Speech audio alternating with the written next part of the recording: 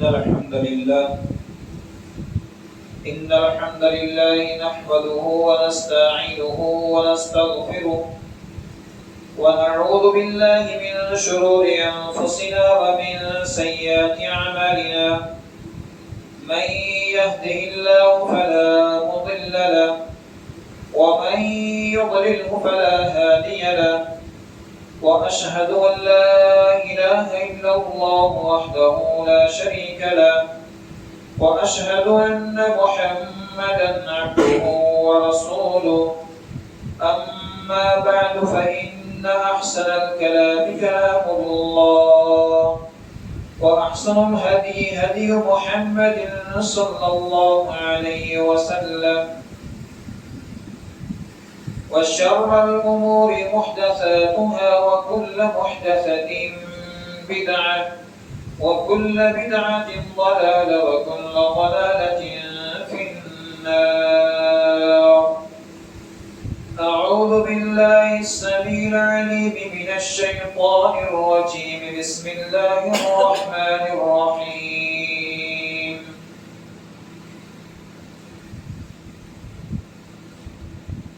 من خشي الرحمن بالغيب وجاء بقلب منيب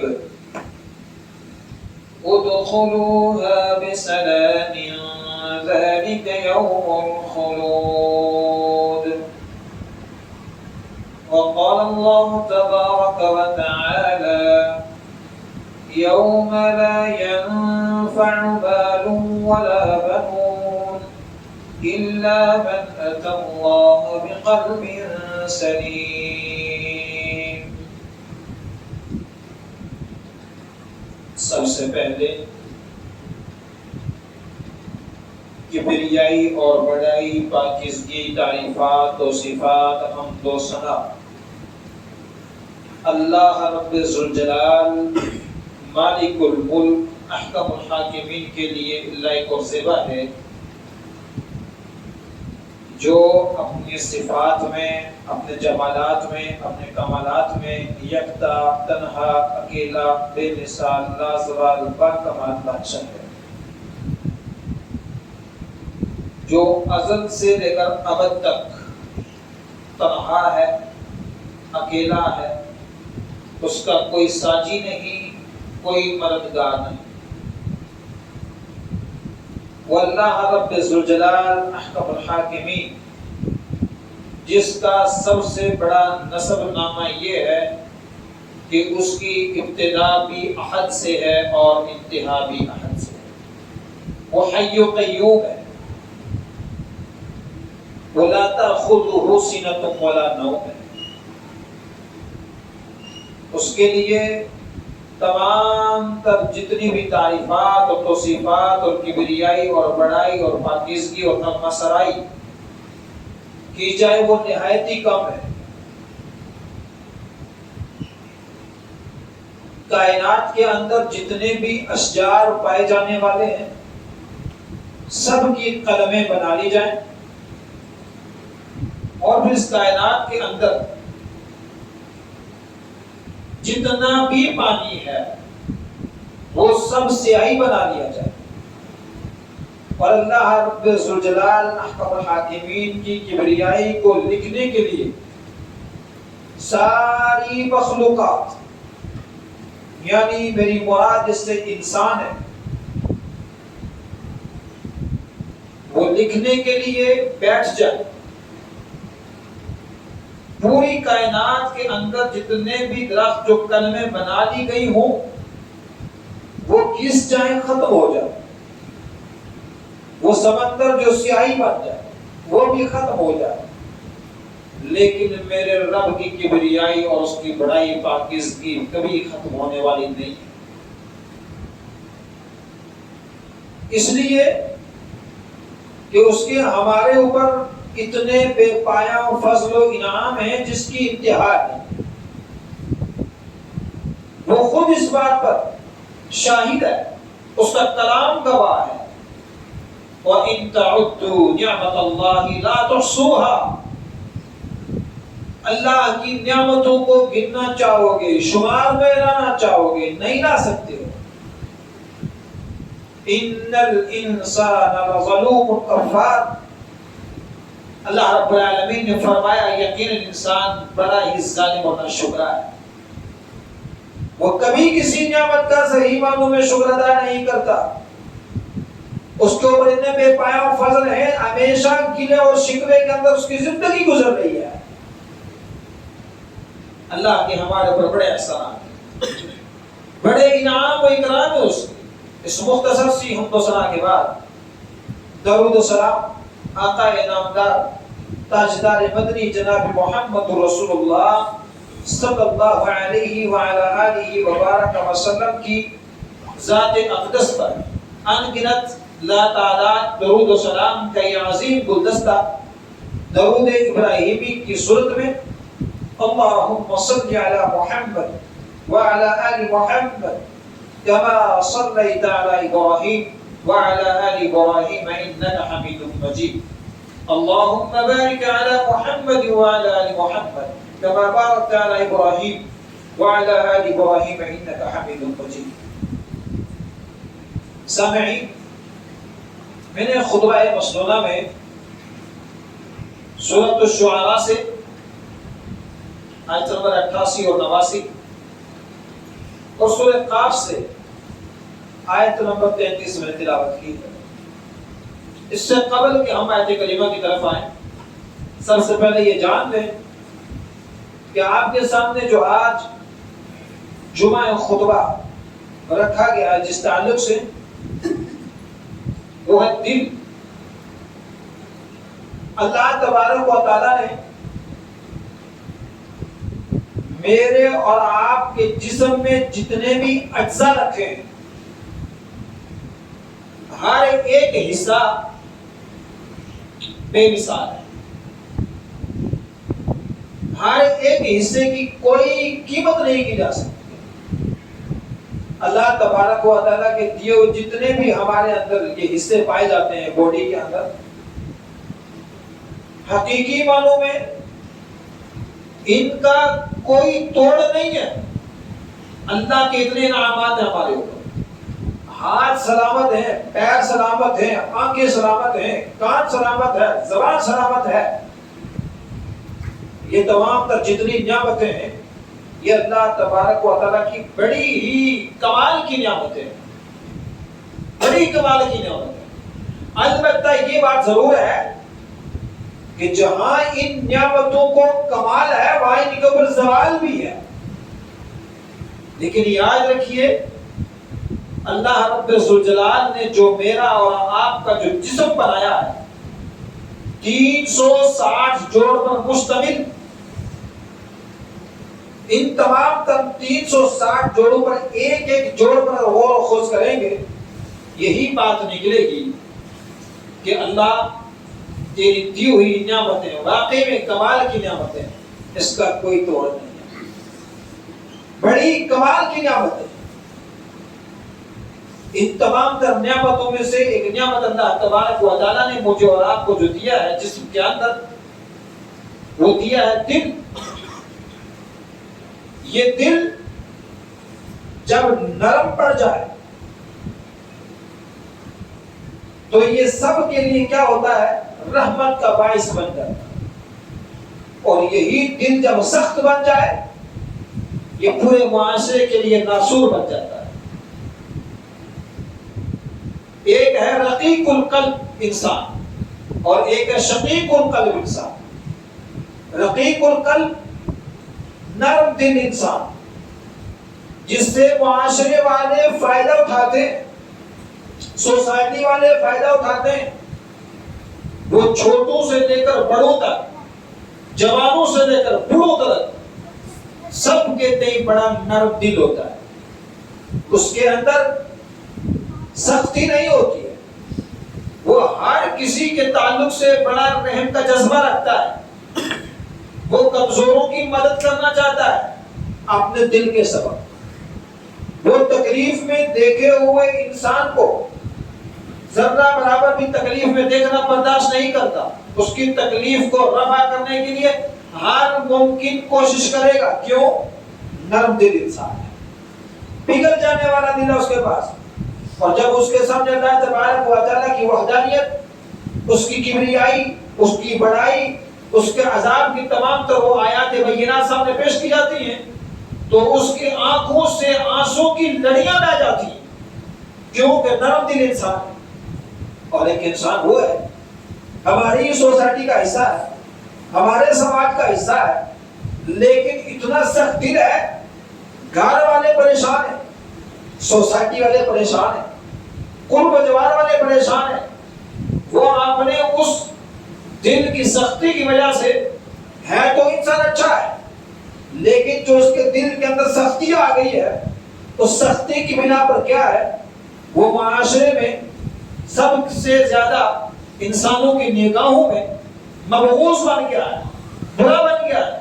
لوگ ہمیشہ اس کو یہ سمجھتے ہیں ارے یار بڑا سخت دل انسان ہے، اس کے دل میں رحم نہیں ہے. گویا کہ اگر کسی انسان کے دل سے رحم کا مادہ اللہ رب العالمین نے چھین لیا ہے، اس کو چاہیے کہ وہ اللہ تبارک و تعالیٰ سے اپنی ہدایت کے لیے دعا کرے، اپنے دل کو نرم کرنے کے لیے اپنے محتاج لوگوں کو، کمزور لوگوں کو دیکھے، اور اللہ تبارک و تعالیٰ کے عذاب اور اس کے بعد میں یہ تمام جتنی بھی ہولناکیاں قیامت کی ہیں ان کو بار بار پڑھے تاکہ اس کا دل نرم ہو. واقعات دیکھ کر، تمام طرح سے حوادث دیکھ کر جو ناگہانی آفات و مصائب اللہ تبارک و تعالیٰ کی طرف سے آتے ہیں ان کو دیکھ کر عبرت حاصل کرنے کی کوشش کرے. ہو سکتا ہے کہ اللہ رب العالمین اس کے دل کو نرم کر دے. سامعین، یہ جو دل اللہ تبارک و تعالیٰ نے میرا اور آپ کا بنایا ہے نا، یہ دل جب نرم پڑ جائے تو گویا کہ انسان اس دل کی وجہ سے اللہ تبارک و تعالیٰ کے قریب تر ہوتا چلا جاتا ہے. اور اگر یہ دل سخت ہو جائے تو اللہ تبارک و تعالیٰ سے انسان اتنا ہی دور ہوتا چلا جاتا ہے. اب آئیے، یہ دل کیسا ہونا چاہیے؟ اس دل کو اللہ تبارک و تعالیٰ نے بنایا تو ہے، لیکن کامیابی کن لوگوں کی ہے؟ کیسے لوگ کامیاب ہیں؟ جائیں گے سخت دل بھی لوگ جائیں گے، نرم دل لوگ اس دنیا سے جائیں گے، لیکن آخر کار کیا آیا؟ اللہ تبارک و تعالیٰ کے ہاں اور اللہ تبارک و تعالیٰ کو کون سا دل سب سے زیادہ محبوب ہے، سب سے زیادہ اچھا دل ہے؟ یاد رکھیے، کسی کی شکل و صورت نہیں دیکھی جائے گی، کسی کے رحیم شہیم ہونے کو نہیں دیکھا جائے گا، کسی کی جائیداد کو نہیں دیکھا جائے گا، کسی کے تمام سیاست کو نہیں دیکھا جائے گا. دیکھا جائے گا کہ کیا آیا یہ انسان دل کیسا لے کے آیا. اللہ اکبر.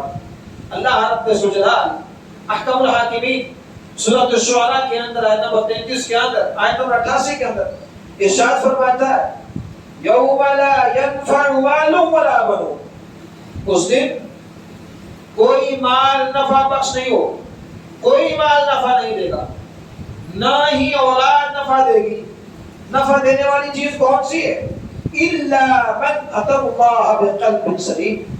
مگر وہ انسان جو اللہ تبارک و تعالیٰ کے سامنے گناہوں سے پاک دل لے کر آیا ہے، اللہ تبارک و تعالیٰ کہتا ہے کہ وہ انسان کامیاب ہے، وہ انسان حقیقی معنوں میں کامیاب ہے. اور ایسے انسان کے بارے میں جب یہ انسان ایک گناہوں سے پاکیزہ دل لے کر اللہ رب الجلال احکم الحاکمین کے سامنے آتا ہے اور اس کا اس آیت کریمہ پر پختہ ایمان ہے، وہ پڑھتا ہے، غور و خوض کرتا ہے کہ اللہ کا قرآن اعلان کرتا ہے یوم لا ينفع مال ولا بنون، کہ جس دن نہ کوئی مال نفع دے گا، نہ اولاد نفع دے گی.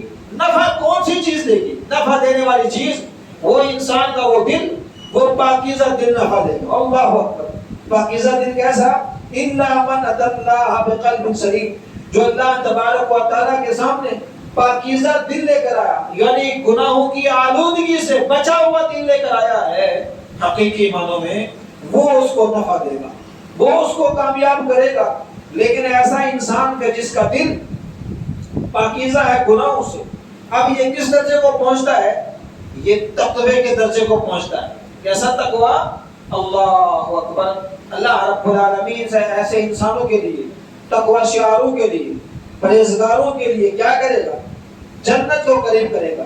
قرآن کریم کہتا ہے وَأُزْلِفَتِ الْجَنَّةُ لِلْمُتَّقِينَ، متقیوں کے لیے اللہ رب العالمین جنت کو قریب کر دے گا. جنت قریب کر دی جائے گی کس کے لیے؟ متقیوں کے لیے. اور متقی انسان کون ہے؟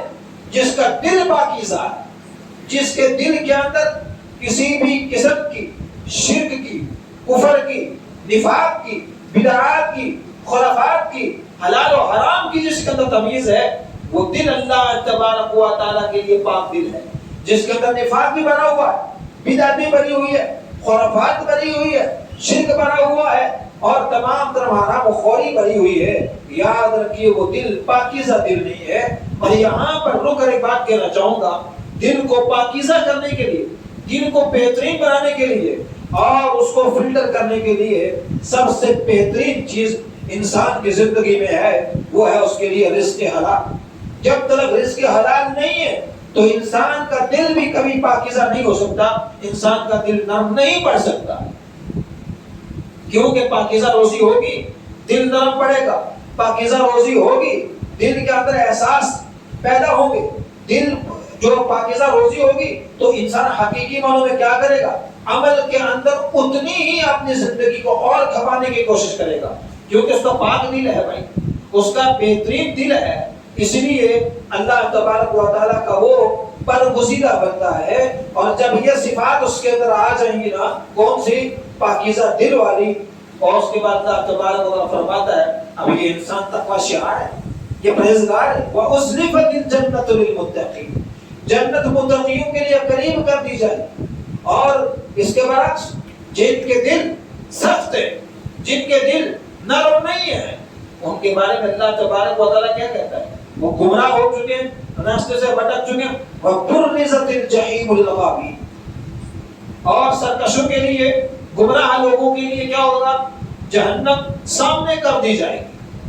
یاد رکھیے یہ ان کی شقاوت کا، ان کی بدبختی کا دن ہے کہ ان کے سامنے جہنم کر دی گئی ہے اور جنت متقیوں کے قریب ترین کر دی گئی ہے.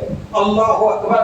ایک طرف جنتی متقی لوگ جنت کو دیکھ کر خوش ہیں، دوسری طرف جہنمی لوگ جہنم کو سامنے دیکھ کر ایک حسرت و یاس کر رہے ہیں، افسوس کر رہے ہیں کہ کاش کہ ہم نے بھی ایسے اعمال نہ کیے ہوتے. وہ کیسے اعمال ہیں؟ اللہ تبارک و تعالیٰ کہتا ہے جو لوگ گمراہ ہو گئے نا، وہ کیسے شرک و بدعات کے اندر، خرافات کے اندر اپنی زندگی گزارنے والے اور اس دل کو آلودہ کر دینے والے، کفر سے، بدعت سے، خرافات سے، نفاق سے. اللہ اکبر. اللہ تبارک و تعالیٰ کہے گا کل قیامت کے دن وَقِيلَ لَهُمْ أَيْنَ مَا كُنْتُمْ تَعْبُدُونَ، وہ کہاں ہے؟ وہ معبودان باطلہ، وہ کہاں ہیں کہ جن کی تم پرستش کیا کرتے تھے؟ وَقِيلَ لَهُمْ أَيْنَ مَا كُنْتُمْ تَعْبُدُونَ، سے کہا جائے گا جن معبودان باطلہ کی تم پرستش کیا کرتے تھے کہاں ہیں وہ؟ مِن دُونِ اللَّهِ، اللہ کے علاوہ. هَلْ يَنْصُرُونَكُمْ، کیا وہ تمہاری مدد کریں گے؟ أَوْ يَنْتَصِرُونَ، یا آپ اپنی مدد خود کر سکیں گے؟ بلاؤ ان کو، کہاں ہیں وہ؟ یاد رکھیے کچھ کام آنے والا نہیں ہے. پاکیزہ دل کے لیے سب سے پہلی بات یاد رکھیے کفر سے پاک ہونا چاہیے، نفاق سے پاک ہونا چاہیے، شرک سے پاک ہونا چاہیے، بدعت سے پاک ہونا چاہیے. یہ ہے پاکیزہ دل، یہ ہے رجوع اللہ والا دل، یہ ہے قلب منیب، یہ ہے حقیقی معنوں میں قلب سلیم. یہ اللہ تبارک و تعالیٰ کی رجوع، اللہ تعالیٰ کی طرف رجوع کرنے والا دل. اب اندازہ لگائیے اگر ہم یہ سمجھتے ہیں کہ ہمارا دل پاکیزہ ہو، ہم اللہ تبارک و تعالیٰ کے قریب ہوتے چلے جائیں، تو پھر یاد رکھیے ان ساری چیزوں کو اپنانا ہوگا، ان چیزوں کو اپنی زندگی میں ڈالنے کی کوشش کرنی ہوگی. اب دیکھیے اللہ تبارک و تعالیٰ کا کلام کہتا ہے جو انسان حقیقی معنی پاکیزہ دل والا، اس کے تعلق سے اللہ تبارک و تعالیٰ کا قرآن کہتا ہے اور سورہ قاف کے اندر آیت نمبر 33 کہتی ہے من خشی الرحمن بالغیب، جو رحمان کے اوپر بن دیکھے خوف کھاتا ہے، اللہ سے ڈرتا ہے، جو رحمان سے بن دیکھے ڈرتا تھا، وجاء بقلب منیب، اور اس کی طرف ایک رجوع کرنے والا دل لے کر آیا ہے. اللہ تبارک و تعالیٰ کیا کہے گا ایسے انسانوں سے؟ ادخلوها بسلام، سلامتی کے ساتھ کیا کرو؟ جنت میں داخل ہو جاؤ. ادخلوها بسلام. یہ جو جھکا ہوا دل، رجوع اللہ کی طرف جو ہوگا، جو دل، جو پاکیزہ دل تم لے کے آئے ہو نا، اب تمہاری لیے انعام اکرام یہ ہے، ادخلوها بسلام، سلامتی کے ساتھ جنت میں داخل ہو جاؤ. ذالک یوم الخلود، یہ وہ دن ہوگا، ہمیشگی والا دن ہوگا. اب یاد رکھیے، اللہ اکبر، ایسا انسان کہ جس کا دل اتنا پاکیزہ ہے، اللہ رب العالمین اس کے دل کی وجہ سے، اس کے دل کی پاکیزگی کی وجہ سے یہ کہہ دے کہ اب جنت میں داخل ہو جاؤ. اور یہ جو تمہارا دن ہے یہ ہمیشگی والا دن ہے. اب تمہارے لیے آسائش و آرام ہے، نہ تمہیں اپنے مستقبل کی فکر ہے، نہ اپنے ماضی کی فکر ہے، کچھ بھی نہیں ہے. آسائش و آرام والی زندگی ہے، جیسے چاہو گزارو، کیونکہ تم نے دنیاوی زندگی کے اندر من چاہی زندگی نہیں، رب چاہی زندگی گزاری ہے. اب من چاہی جنت لے لو. اللہ اکبر. یہ وہ لوگ جو من خشی الرحمن بالغیب، جو رحمان کے اوپر جو غیبین دیکھے اس سے ڈرتے ہوئے ایمان رکھتے ہیں نا، اللہ اکبر، ایسے ہی لوگوں کے بارے میں اللہ تبارک و تعالیٰ کہتا ہے ذالک یوم الخلود، ہمیشہ کے لیے داخل ہو جنت کے اندر، کیونکہ دل پاکیزہ ہے. اب چلیے اس دل کو اللہ تبارک و تعالیٰ مجھے اور آپ کو خاص طور سے کفر سے، نفاق سے، شرک سے، بدعات سے، خرافات سے ہمارے دل کو اللہ تبارک و تعالیٰ پاک کر دے. اب یہاں پر چلیے ایک حدیث لیتے ہیں. حدیث ہے عن انس رضی اللہ عنہ عن النبی صلی اللہ علیہ وسلم قال ثلاث من كن فيه وجد حلاوة الإيمان أن يكون الله ورسوله أحب إليه مما سواهما وأن يحب المرء لا يحبه إلا لله وأن يكره أن يعود في الكفر كما يكره أن يقذف في النار. رواه البخاري. اس حدیث کے راوی حضرت انس رضی اللہ تعالیٰ عنہ ہے. اس حدیث کے اندر تین چیزیں بیان کی گئی ہیں. دل کیسا ہونا چاہیے؟ یاد رکھیے، دل کیسا ہونا چاہیے؟ تین چیزیں کہ اللہ کے رسول نے فرمایا جس شخص کے اندر یہ تین چیزیں پائی گئی گویا کہ اس نے ایمان کی میٹھاس کو پا لیا. اور یہ تین چیزوں کا تعلق دل سے ہے. اور اگر اس نے دل سے حقیقت، ایمان کتنی چیزوں کا نام ہے؟ تین چیزوں کا نام ہے ایمان. اقرار باللسان، تصدیق بالقلب، عمل بالجوارح. اگر ایک شخص زبان سے اقرار کرتا ہے لیکن وہ کیا کرتا ہے؟ دل سے نہیں مانتا ہے. عمل بالجوارح بھی کرتا ہے لوگوں کو دکھانے کے لیے، ابھی اس نے ایمان کی مٹھاس کو نہیں پایا. ان میں سے اگر کسی ایک چیز کو بھی کم کرتا ہے، کسی دو کے اوپر عمل کرتا ہے، گویا کہ اس نے ابھی ایمان کی مٹھاس کو نہیں پایا. ایمان کی مٹھاس جس شخص کے بارے میں رسول اکرم صلی اللہ علیہ وسلم فرمایا ہے کہ جس شخص کے اندر تین صفات پائی جائیں گویا کہ اس نے ایمان کی مٹھاس کو پا لیا. اللہ اکبر، ایمان کی مٹھاس کو پا لیا. پہلی بات ان یکون اللہ ورسولہ احب الیہ مما سواہ، کہ اس کے نزدیک اللہ اور اس کے رسول کے سوا کوئی بھی محبوب نہ ہو. اللہ اور اس کے رسول کے علاوہ اس کے نزدیک کوئی بھی محبوب نہ ہو. اور یہاں پر یہ بات برقرار طور پہ کہنا چاہوں گا، جو لوگ محبت رسول صلی اللہ علیہ وسلم کا دم بھرتے ہیں، جو حقیقی معنوں میں کہتے ہیں ہم محب رسول ہیں، ان کے نام سے میلاد النبی منائی جائے، ان کے نام سے خرافات بھی کی جائے، ان کے نام سے سب کچھ کیا جائے. میں ان سے یہی درخواست کرتا ہوں، اللہ کے بندو، اللہ کے رسول صلی اللہ علیہ وسلم کے مشن کو اپنایا جائے.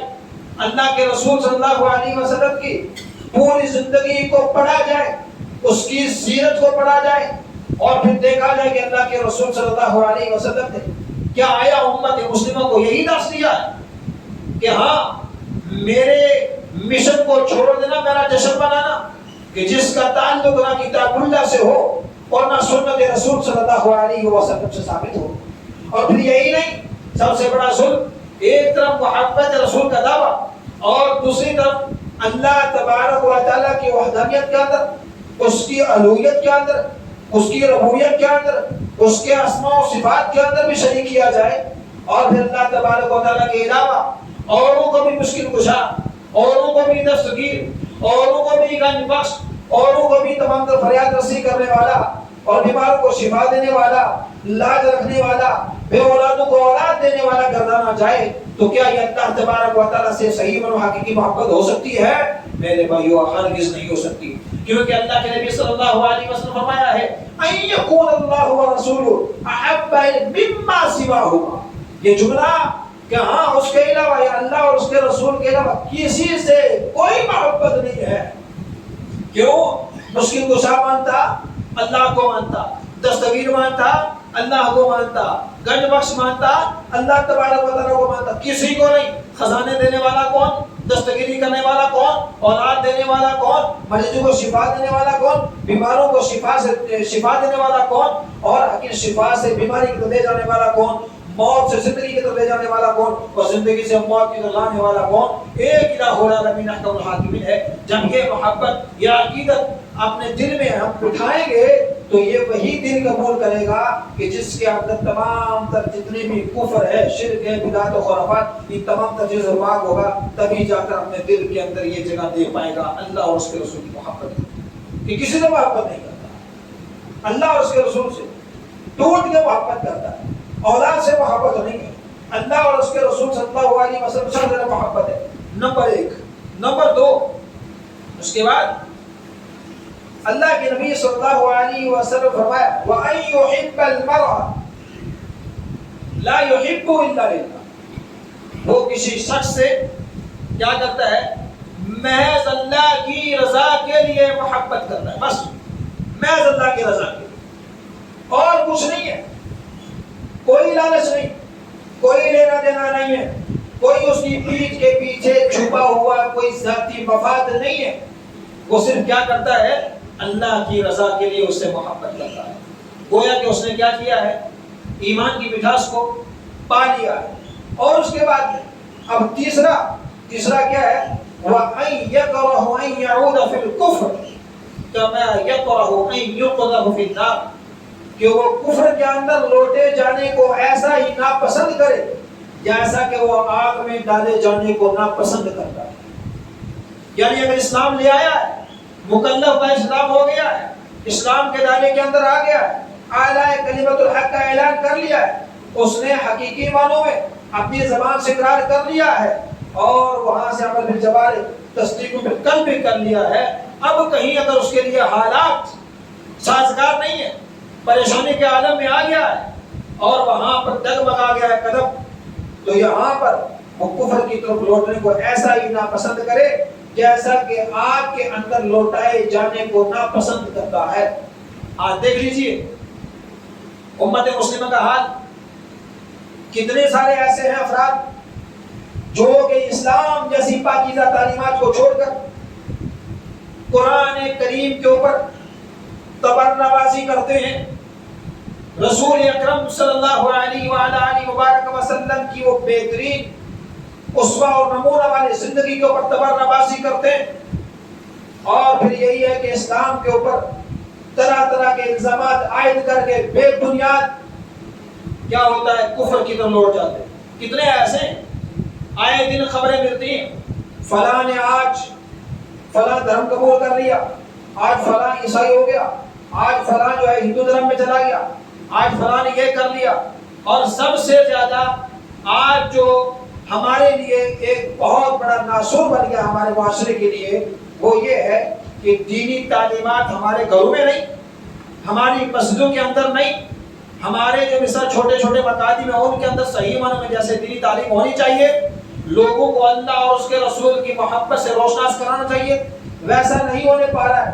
مساجد بہترین ائمہ خطباء دعات سے بالکل خالی ہوتی چلی جا رہی ہیں، اور جاہل ترین قسم کے لوگ آج ممبر رسول صلی اللہ علیہ وسلم کے وارث بنے ہوئے ہیں، اور یہی نہیں ہے، وہ اپنی زندگیاں ایسے گزار رہے ہیں، وہی والی بات ہے قرب قیامت میں سے کیا ہے کہ جاہل لوگ ممبروں کو سنبھال کر لوگوں کو گمراہ کر رہے ہیں اور خود بھی گمراہ ہو رہے ہیں۔ اور میرے بھائیوں، صحیح منہج کی طرف کسی کو کوئی لینا دینا نہیں ہے، عقیدہ توحید کی طرف کسی کو کوئی لینا دینا نہیں ہے، لیکن یاد رکھیے آج تعلیمات سے ہم آ رہی ہیں بالکل کوسوں دور ہیں، اپنی بچیوں کی ہمیں فکر نہیں ہے۔ کالج کے اندر، بڑی بڑی یونیورسٹیوں کے اندر آج ہماری بچیاں کہاں جا رہی ہیں؟ کفر کی طرف جا رہی ہیں۔ آج غیر مسلم ہو رہی ہیں، غیر مسلموں سے شادیاں رچا رہی ہیں۔ کیوں؟ جس باپ نے پالا پوسا اپنے جگر کے ٹکڑے کو پروان چڑھایا اور آج اس کو کس کے حوالے کر دیا ہے۔ یہ سب سے بڑا سبب کیا ہے؟ اس کی سب سے بڑی وجہ کیا ہے؟ یہ دین اسلام سے دوری کی وجہ ہے کہ آج ہم نے اس کے دل کے اندر دین اسلام کی محبت کو پیدا نہیں کیا ہے، ہم نے اس کو ماڈل بنا دیا ہے اور ہم نے ان کو ایک ایسا کلچر، ایک ایسا ماحول دے دیا ہے کہ وہ کفر کی طرف لوٹنا بالکل پسند کر رہے ہیں، وہ اپنے آپ کو جہنم کی آگ کی طرف لے جا رہے ہیں۔ میرے بھائیوں، ایک انسان کے دل کے اندر جب یہ جذبہ پیدا ہو جائے وَأَن يَكْرَهُ أَن يَعُودَ فِي الْكُفْرِ كَمَا يَكْرَهُ أَن يُقْذَفَ فِي النَّارِ، کہ وہ کفر کی طرف لوٹے جانے کو ایسا ہی ناپسند کرے جیسا کہ آگ کی طرف لوٹے جانے کو ناپسند کرتا ہے۔ گویا کہ اس شخص نے، اس اللہ کے بندے نے یا اللہ کی بندی نے ایمان کی مٹھاس کو پا لیا ہے۔ یہ تین چیزیں جس انسان کے اندر آ جائیں، جس کے دل میں بیٹھ جائیں، گویا کہ وہ دل حقیقی میں بڑا پاکیزہ دل ہے، وہ اللہ کے رجوع کرنے والا دل ہے، اور ایمان کی مٹھاس سے مطلب پا جانے والا، اس کے سامنے چاہے دنیا کی کتنی بڑی طاقتیں آ جائیں، ایمان سے اس کو پھیر نہیں سکتی۔ کیوں؟ اس کی زندہ مثال حضرت سمیہ رضی اللہ تعالیٰ عنہ ہے۔ کیا مصیبت نہیں آئی، کیا پریشانی نہیں آئی، کیا تکلیف نہیں آئی۔ میں کہتا ہوں کہ آج کا ایک لہیب شہید انسان، اپنے آپ کو بڑا بہادر کہنے والا، بڑے جگر گردے والا انسان، وہ تکلیف برداشت نہیں کر سکتا ہے جو حضرت سمیہ رضی اللہ تعالیٰ عنہا نے تکلیف برداشت کی ہے۔ کس وجہ سے؟ دل کے اندر ایمان پیوست ہو چکا تھا اور محبت رسول صلی اللہ علیہ وسلم کوٹ کوٹ کے بھر چکی تھی، لیکن کیا ہوا؟ کچھ بگاڑ پائے، ایمان کو چھین پائے، شہید ہو گئی، جنت کی مستحق بن گئی، دنیا سے چلی گئی، مثال قائم کر کے چلی گئی۔ اللہ کی قسم کھا کے کہتے ہیں اللہ اکبر کبیرہ، کیا جگر تھا، کیا جگر تھا بھائی۔ آج ہمارے اندر ایسا ایمان ہے، اگر ہمارے سامنے کوئی ایسا للکار بھی چھوٹی سی بات اگر ہمیں کہہ دے نا تو معلوم ہے ہم کیا فوراً پیچھے ہٹ جاتے ہیں۔ نہیں مولانا صاحب، عقیدہ توحید کی دعوت عام نہیں کرنا، لوگوں کے اندر جلدی مت بتانا، شرک کے بارے میں جلدی کھل کے نہیں بولنا، کفر کے بارے میں کھل کے نہیں بولنا۔ کیوں؟ تعلقات خراب ہوتے، فلاں چیزیں خراب ہوتی ہیں۔ یاد رکھیے، عقیدہ توحید کی طرف کھل کے نہیں بولو گے تو پھر کیا ہوگا بھائی؟ مار کھانی پڑے گی نا۔ ہمارے جسم کیا انبیاؤں کے جسم سے زیادہ پاکیزہ جسم ہے، ان سے زیادہ قیمتی ہیں؟ ہمارے جسم کندن کے بنے ہوئے ہیں۔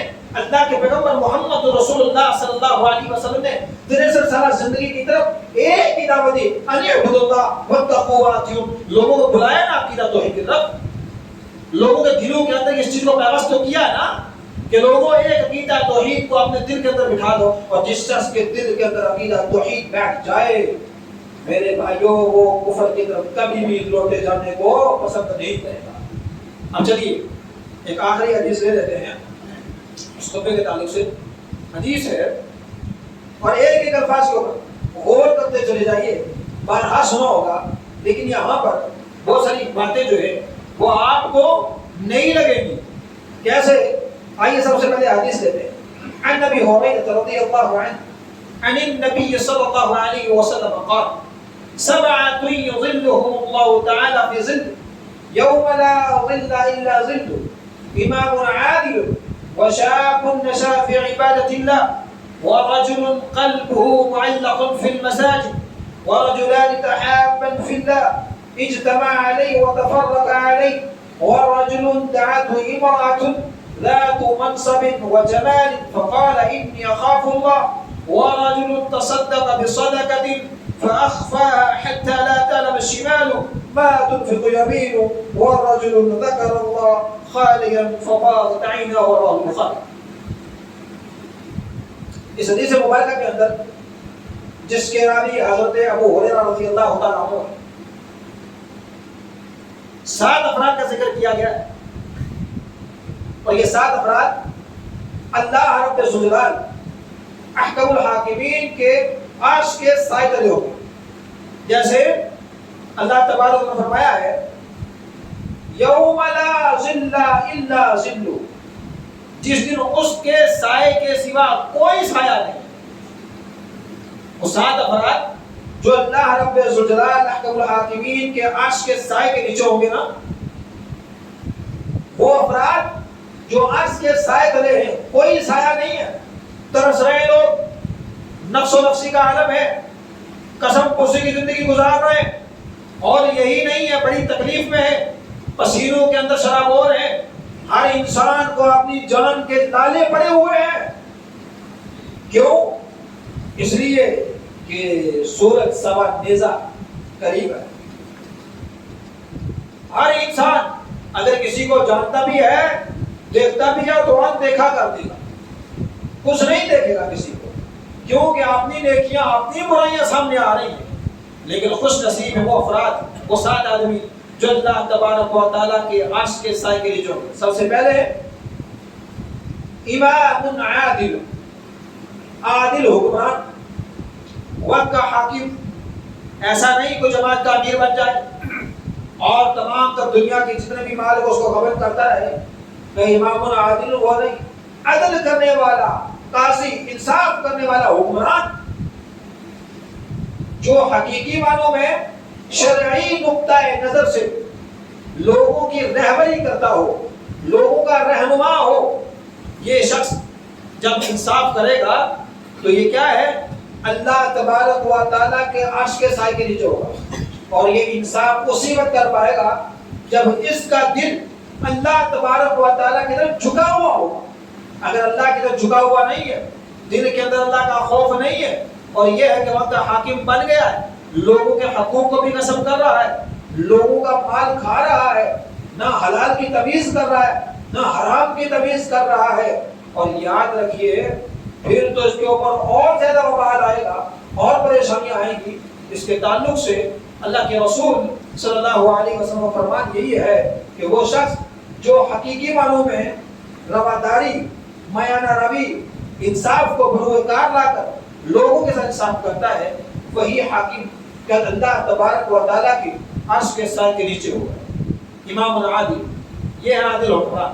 اس کے بعد دوسرا شخص وَشَابٌ نَشَأَ فِي عِبَادَةِ اللَّهِ، وہ نوجوان کہ جس کی جوانی اللہ کی عبادت میں گزری ہے، وہ جوان جس کی جوانی اللہ کی عبادت میں گزری۔ اللہ اکبر، کیا خوش نصیب جوان ہے وہ، کتنے خوش نصیب ہے وہ اس کے سجدے، کتنا ہے باقسمت وہ آدمی کہ اس کی ساری جوانی، جوان ہوا تو اللہ کی عبادت میں جوان ہوا، اور فوت ہوا تو اللہ تبارک و تعالیٰ کی مسجد اس کی مرضی کے مطابق جو عمر پائی چلا گیا۔ لیکن یہ ہے کہ وہ شخص، وہ نوجوان بڑا ہی خوش قسمت ہے کہ جس کا دل اللہ تبارک و تعالیٰ کے لیے جھک جائے، اور جس کے دل میں محبت آ جائے نا، اس کی زندگی ہمیشہ اللہ تبارک و تعالیٰ کی بندگی کے اندر ہی گزرتی ہے۔ اور یہ نوجوان جس کو اللہ عرش کے سائے کے نیچے دکھا دے گا، یہ کون سا ہے؟ جو اللہ تبارک و تعالیٰ کی عبادت کے اندر ہی جوان ہوگا۔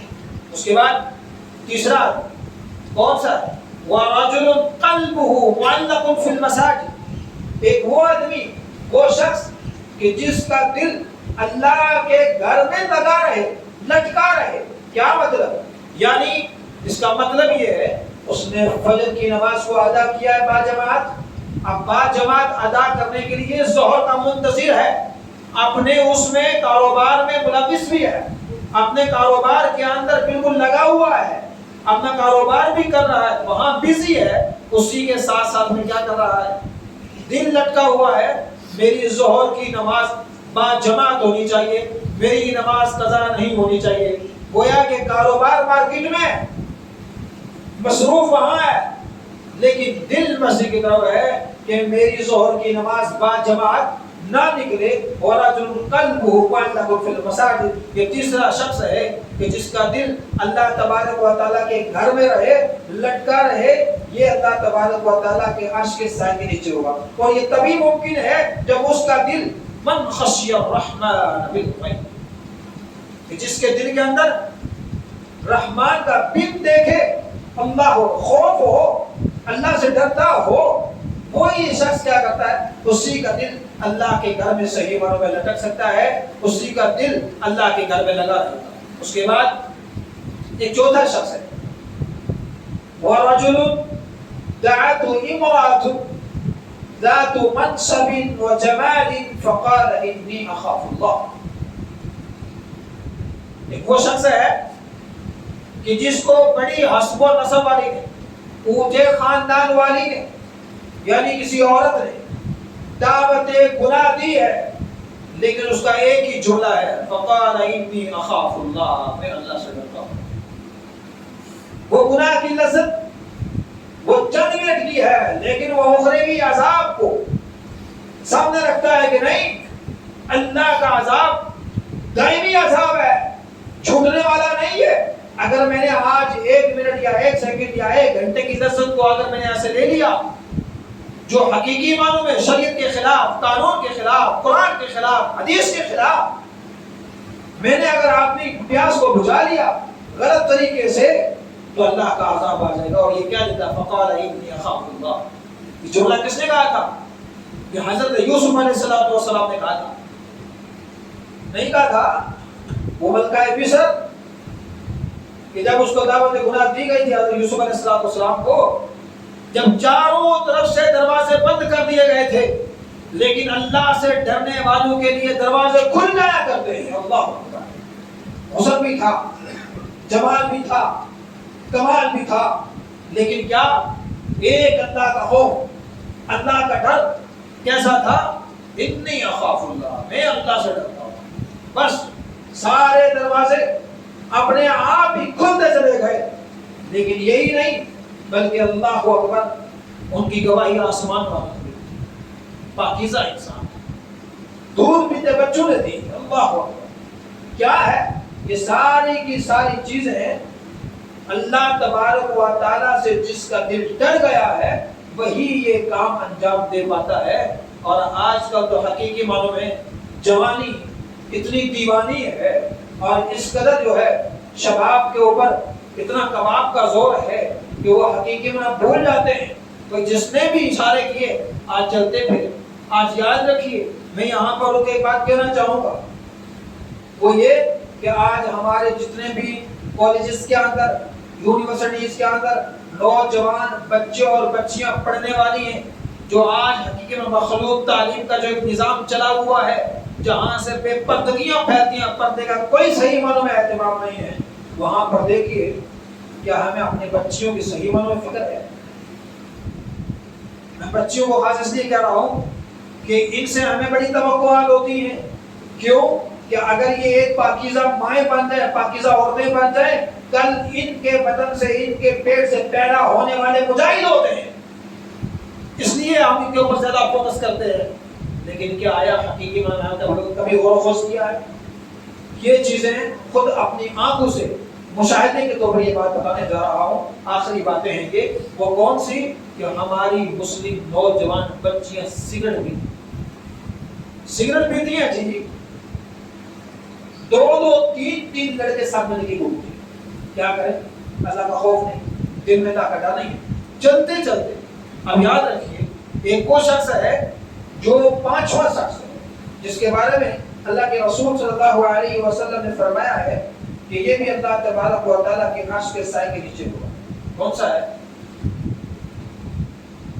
وَرَجُلٌ تَصَدَّقَ بِصَدَقَةٍ أَخْفَاهَا حَتَّى لَا تَعْلَمَ شِمَالُهُ مَا تُنْفِقُ يَمِينُهُ، کہ جس شخص نے صدقہ اتنا خفیہ طریقے سے کیا ہے کہ اس کے دائیں ہاتھ کو بھی معلوم نہیں ہے کہ بائیں ہاتھ کو بھی معلوم نہیں ہے کہ دائیں ہاتھ نے کیا خرچ کیا ہے۔ اتنا خفیہ طریقے سے اس نے جو ہے صدقہ کیا، بائیں ہاتھ کو علم بھی نہیں ہے کہ دائیں ہاتھ نے کیا اللہ کے راستے میں خرچ کیا۔ گویا کہ وہ صدقہ بڑا کارآمد صدقہ ہے، بیوی کو نہیں پتا، بچوں کو نہیں پتا، قرب و جوار والوں کو نہیں پتا، لیکن آج اگر اللہ کے نام پہ وہ خرچ بھی کرنا چاہتا ہے تو کیا؟ جب تک وہ چاند آدمی کو دکھائے گا نہیں تب تک اللہ کے راستے میں صحیح معنوں میں نہیں خرچ کرتے۔ کیوں؟ دکھاوا چاہیے، ریاکاری چاہیے۔ اور چلتے چلتے آخری بات کیا دیتے ہیں وہ یہ ہے کہ اس کے اندر تو کوئی ریاکاری کا شائبہ بھی نہیں ہے۔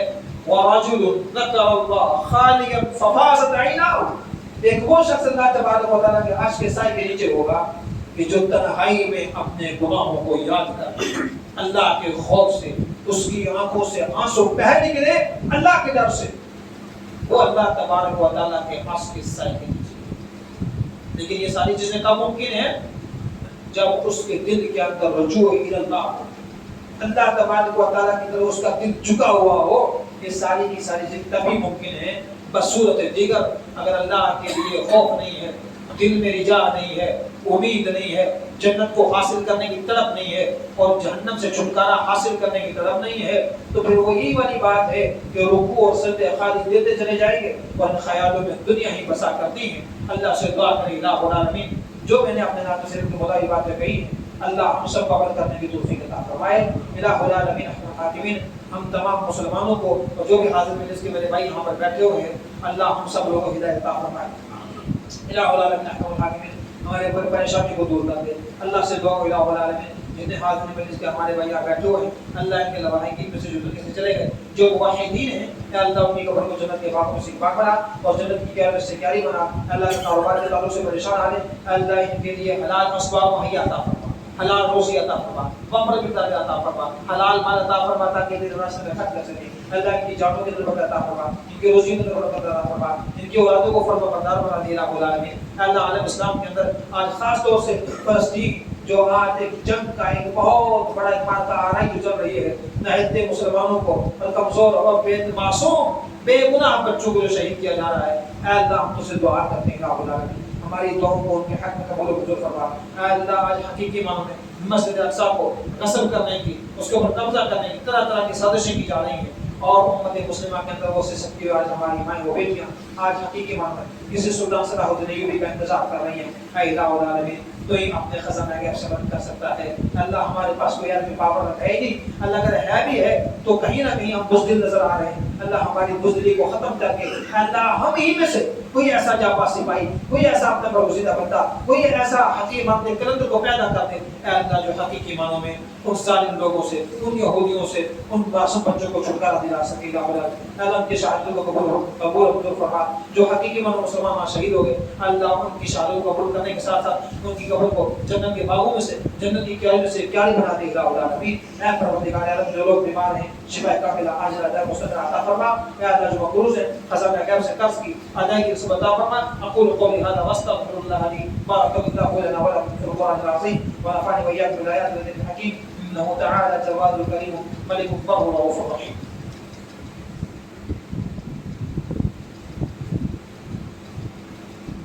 إن الحمد لله نحمده ونستعينه ونستغفره ونعوذ بالله من شرور أنفسنا وسيئات أعمالنا من يهد الله فلا مضل له ومن يضلل فلا هادي له وأشهد أن لا إله إلا الله وحده لا شريك له وأشهد أن محمدا عبده ورسوله إن الله وملائكته يصلون على النبي يا أيها الذين آمنوا صلوا عليه وسلموا تسليما اللهم صل على محمد وعلى آل محمد كما صليت على إبراهيم وعلى آل إبراهيم إنك حميد مجيد اللهم بارك على محمد وعلى آل محمد كما باركت على إبراهيم وعلى آل إبراهيم إنك حميد مجيد عباد الله رحمكم الله إن الله يأمر بالإحسان وإيتاء ذي القربى وينهى عن الفحشاء والمنكر والبغي يعظكم لعلكم تذكرون اذكروا الله يذكركم وأدعوه يستجب لكم ولذكر الله تعالى أعلى وأولى وأجل وأعظم